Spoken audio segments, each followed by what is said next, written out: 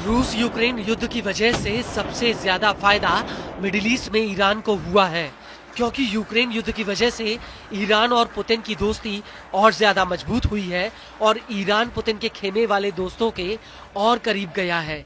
Iran ने रूस को अपने हजारों घातक कामिकेज ड्रोन और बैलिस्टिक मिसाइल सप्लाई किए हैं, जिनके दम पर रूसी फौज ने यूक्रेन में जमकर तबाही मचाई है। लेकिन इजराइल हमास युद्ध की वजह से मिडिल ईस्ट में उसके सहयोगी संगठन काफी कमजोर होते हुए दिख रहे हैं, जिसका असर ईरान पर भी पड़ सकता है। लेकिन खुद को हर हालातों में तैयार रखने के लिए ईरान अंदर ही अंदर अपनी सैन्य ताकत को बढ़ाने में लगा हुआ है और अब ईरान को लेकर जो खुलासा हुआ है उससे अमेरिका और इजराइल के पसीने छूट सकते हैं। दरअसल पश्चिमी देशों की खुफिया एजेंसियों के अधिकारियों ने खुलासा किया है कि ईरान चीन से मिसाइल बनाने के लिए महत्वपूर्ण केमिकल मंगा रहा है और इस केमिकल को लाने के लिए ईरान के जहाज चीन के तट पर डेरा डाले खड़े हुए हैं। खुफिया जानकारी के मुताबिक ईरान के जहाज चीन से मिसाइल प्रोपेलेंट बनाने में इस्तेमाल होने वाले केमिकल लेने गए हैं।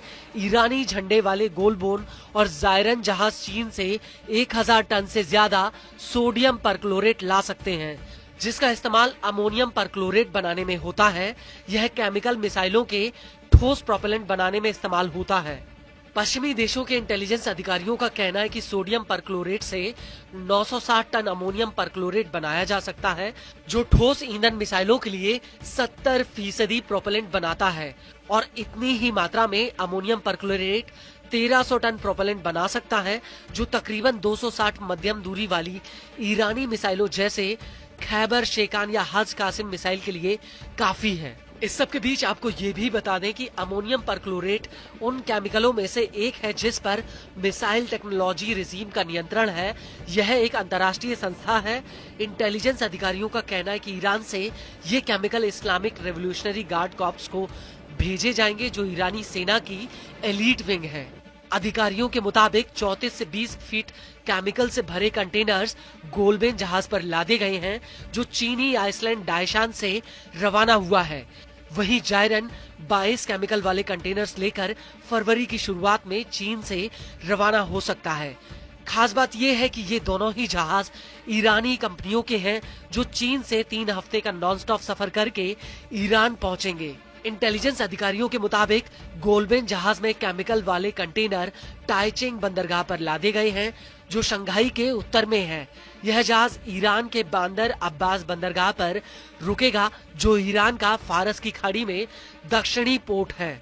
वहीं मैरीटाइम ट्रैफिक के डेटा के मुताबिक गोलबोन जहाज ने चीन से 21 जनवरी 2024 से निकलने से पहले काफी दिनों तक यहां पर ठहराव किया। वहीं जायरन जहाज डायशन पोर्ट से चीन के झियांग प्रांत के निन्बो तट पर खड़ा हुआ है। वहीं इस पूरे घटनाक्रम पर अमेरिका की खुफिया एजेंसी CIA के पूर्व टॉप एनालिस्ट डेनिस वाइल्डर का कहना है कि चीन ने 1976 से ही ईरान को बड़े पैमाने पर हथियार बेचे हैं। चीन ने 1986 में ईरान इराक युद्ध के दौरान उसे silk worm anti ship missile बेची थी। 1990 की शुरुआत से बड़े पैमाने पर ईरान को बैलिस्टिक मिसाइल बनाने में चीन मदद कर रहा है। चीन ने ईरान को मिसाइल बनाने में विशेषज्ञता, तकनीक, पुर्जे और ट्रेनिंग में भी मदद की है। लेकिन बड़ी बात यह है कि चीन का ईरान की मदद करने के पीछे एक छिपा हुआ एजेंडा है।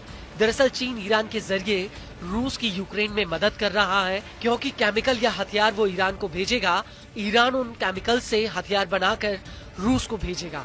इसके अलावा चीन रूस से थोक के भाव में कच्चा तेल भी खरीदता है।